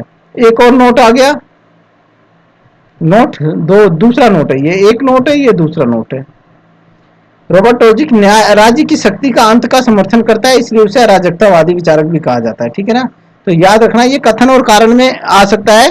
कथन होगा कि रॉबर्ट नोजिक को अराजकतावादी विचारक कहा, रॉबर्ट नोजिक अराजकतावादी है, कथन हो गया। कारण में क्या होगा कि कारण होगा कि वो राज्य की शक्ति का के अंत का समर्थन करता है, राज्य की शक्ति के अंत का समर्थन करता है। कथन क्या है कि रॉबर्ट नोजिक अराजकतावादी है और कारण क्या है, राज्य की शक्ति का अंत करता है। और आपसे ऑप्शन होगा कि कथन सही, कारण कथन की व्याख्या करता है। दूसरा ऑप्शन होगा कथन सही, कारण कथन की व्याख्या नहीं करता है। तीसरा ऑप्शन होगा कथन सही, कारण गलत। चौथा ऑप्शन होगा आपका कथन गलत, कारण सही। तो आपको याद रखना है कि कथन भी सही है, कारण भी सही है और कारण कथन की व्याख्या भी कर रहा है, ठीक है साथियों। और अराजकतावादी विचारक कौन कौन है, ये हैं आपके प्रूदो, बाकुनिन, आपका प्रिंस क्रॉप्टकिन, टॉलस्टॉय। एक और नोट है, नोट नंबर 3, रॉबर्ट नोजिक न्याय सिद्धांत में योग्यता पर बल देता है जिसे जैक लाइन का सिद्धांत कहता है, ठीक है ना। तो याद रखना ये। थोड़ा सा टाइम दीजिए, पानी पी लूं। थोड़ा सा लंबा है न्याय का सिद्धांत, लेकिन अब ये ऑलमोस्ट मेरे ख्याल से ये आखिरी है।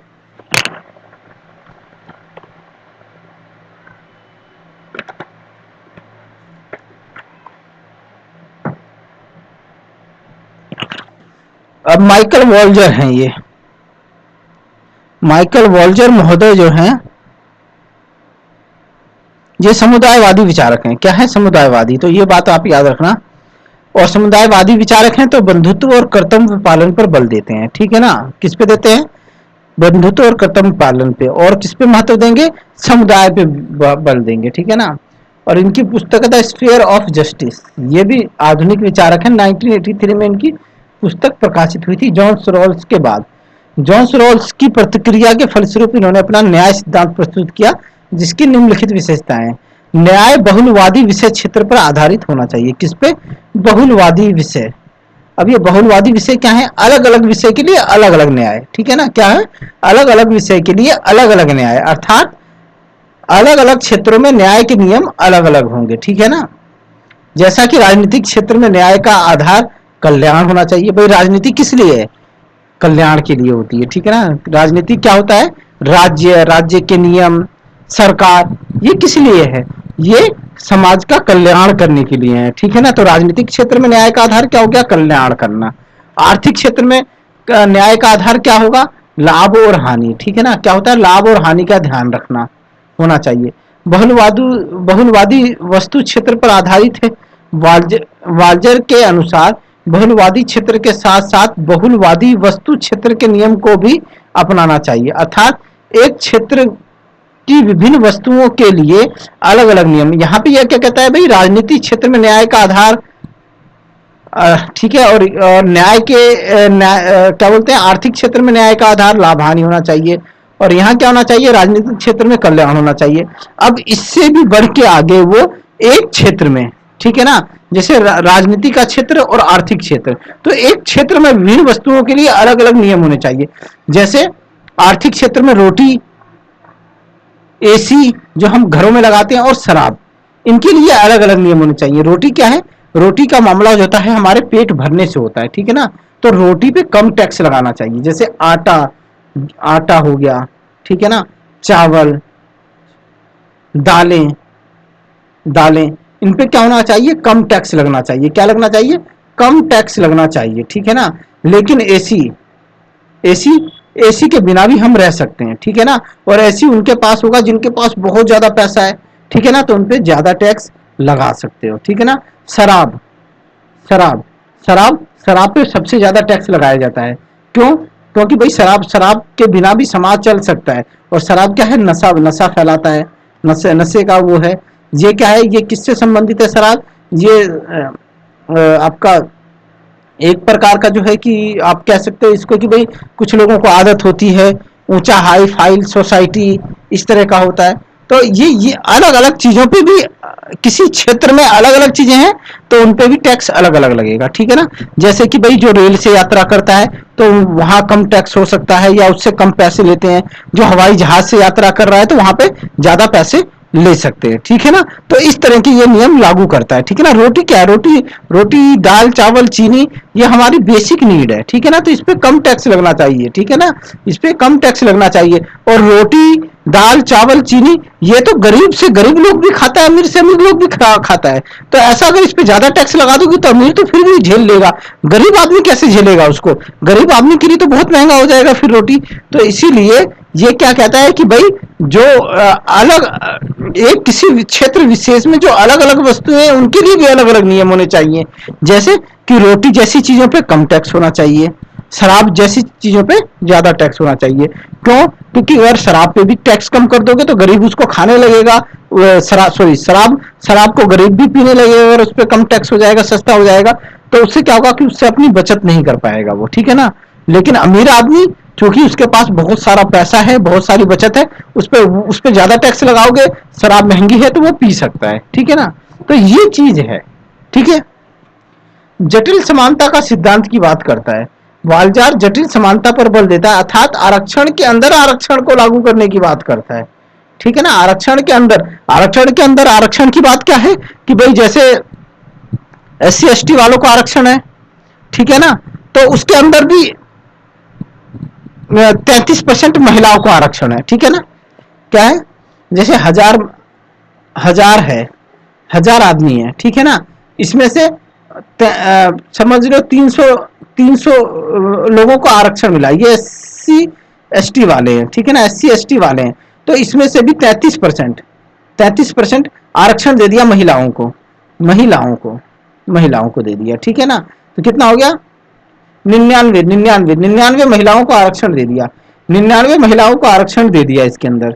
तो ये क्या है, ये जटिल जटिल समानता पर आधारित है, मतलब आरक्षण के अंदर आरक्षण दे दिया इसके अंदर, ठीक है। वाल्जर के अनुसार उनका न्याय सिद्धांत लोकतांत्रिक विकेंद्रीकृत समाज में लागू हो सकता है, ठीक है ना। कहां लागू हो सकता है, तो लोकतांत्रिक विकेंद्रीकृत समाज में लागू हो सकता है। वाल्जर के अनुसार बंधुत्वता और कर्तव्य पालन पर विशेष बल देना चाहिए, ठीक है, ये वाल्जर कहता है। दोस्तों इतना ही था, लेकिन मैं जितना था उतना बहुत काफी था। अगर आप ध्यान से अगर इसको समझ गए होंगे तो आप न्याय के सिद्धांत को बहुत अच्छे से समझ गए होंगे, ठीक है ना, बहुत अच्छे से समझ गए होंगे। और आपको अगर ये समझ में आ गया है, ठीक है ना, आपको अगर इससे फायदा हुआ है, इससे बेनिफिट हुआ है, तो आप सबसे अनुरोध है साथियों कि आप लाइक कीजिए, शेयर कीजिए, और क्या कीजिए, सब्सक्राइब कीजिए, और अपने साथियों को, अपने दूसरे फ्रेंड्स को भी बोलिए कि हाँ भाई वो वीडियो देखें, यहाँ पे फ्री ऑफ कॉस्ट मैं आपको कराता हूँ। और आप मुझे आपको कुछ समझ में नहीं आता है, कोई गाइडेंस लेनी है, ठीक है ना, पीएचडी से रिलेटेड, आपको पीएचडी से रिलेटेड, ठीक है, आपका नेट से रिलेटेड, जेआरएफ से रिलेटेड, या आपका पीजीटी से, इसमें अगर कोई आपको ज्ञान नॉलेज लेना है, कुछ समझना है, तो आप मुझे 7838280505 पे आप मुझे व्हाट्सएप कर सकते हैं, ठीक है ना। व्हाट्सएप करो तो ज़्यादा अच्छा है, ठीक है। टेलीग्राम पे भी आप मुझे ज्वाइन कर सकते हैं। और आप में से बहुत सारे बच्चे मेरे को करते हैं। अभी एक लड़की थी, स्टूडेंट है, वो स्टूडेंट है, आपका कोमल, कोमल नाम की। और वो उसने मेरे से वो मेरी वीडियो लगातार देखती है, और मुझसे काफ़ी उसने मुझसे मुझसे 2 बार कॉल किया, और काफ़ी मुझसे उसने अपने सुझाव भी दिए कि सर आप इस तरह की वीडियो बनाइए, ऐसी वीडियो बनाइए। और उसने क्या बोलते हैं, उसने मेरे से उसकी नॉलेज में काफ़ी इंक्रीमेंट हुआ है ना। तो वो काफ़ी वो तारीफ़ कर रही थी। तो ऐसे बच्चों के कॉल आते रहते हैं कि मतलब वो मुझसे डिस्कस करते हैं, समझते हैं अपने कैरियर के बारे में, ठीक है ना, अपने भविष्य में क्या करना है, कैसे करना है, कैसे करना है। तो ठीक है, आप लोग भी इसका फ़ायदा उठा सकते हैं। और आप लोग जितने ज़्यादा लोग मेरे चैनल से जुड़ेंगे, है ना, तो उतनी जल्दी मैं लाइव सेशन चालू कर पाऊँगा, उतनी जल्दी मैं लाइव सेशन कर पाऊँगा, और आप लोगों के लिए ऐसी अच्छी-अच्छी वीडियो बनाता रहूँगा। तो अभी के लिए इतना ही दोस्तों। थैंक यू वेरी मच, आप लोगों ने इतना देर तक मुझे झेला, समझा।